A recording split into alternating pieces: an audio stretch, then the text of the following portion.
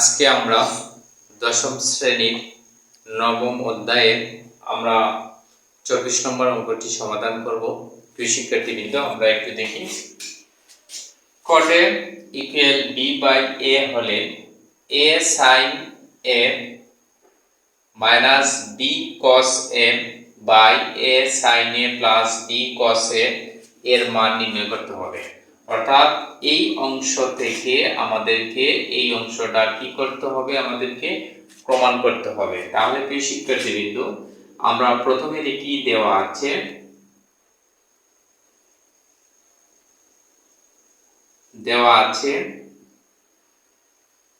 হচ্ছে আমরা দেই cot a equal b by a, এটা হচ্ছে আমাদের দেওয়া আছে। যেহেতু ইকুয়াল আছে, আমরা এই জায়গাতে কি দিব, বা দিব। cot এর একটা সূত্র আছে, আমাদের হবে কি cos a বাই কি হবে আমাদেরকে sin a ইকুয়াল হবে b বাই a। তারপরে হচ্ছে প্রিয় শিক্ষার্থীবৃন্দ, আমরা এই জায়গাতে দেই b cos a by a sin a equal b square by a square. অর্থাৎ আমরা এই জায়গাতে দিব b বাই a দ্বারা গুণ করে পাই। এখন হচ্ছে প্রিয় শিক্ষার্থীবৃন্দ, আমরা বিপরীতকরণ করে নেই। a sin a by b cos a equal a square by b square. তাহলে এই জায়গাতে দিব আমরা কি বিপরীতকরণ করে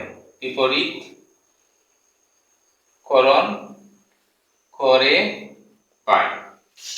বাদে বাদ দিয়ে আমরা শিক্ষার্থীবৃন্দ, আমরা a sin a plus b cos a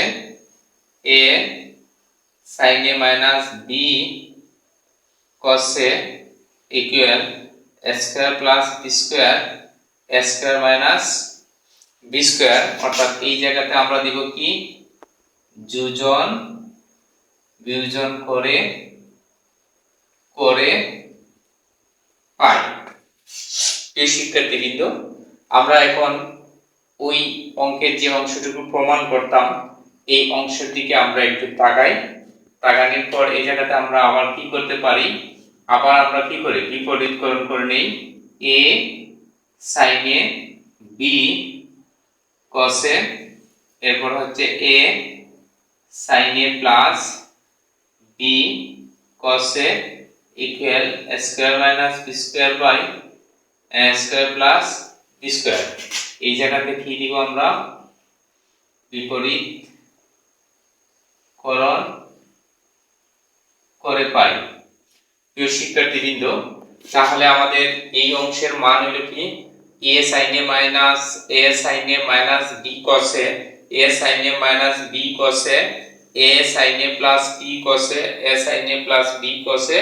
তাহলে আমাদের আনসারটাও কিন্তু আমরা আবার একটু ডাক দিয়ে দিতে পারি a sin a by b cos a, এরপর দিতে পারি a sin a plus b cos a equal a square minus b square by a square plus b square।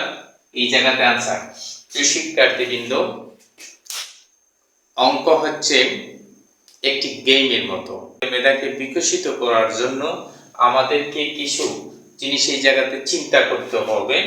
যেমন আমাদেরকে এই অংশ থেকে যেহেতু এই অংশটুকু প্রমাণ করতে হবে, প্রথমে আমরা এই জায়গাতে লিখলাম দেওয়া আছে cot a equal b by a।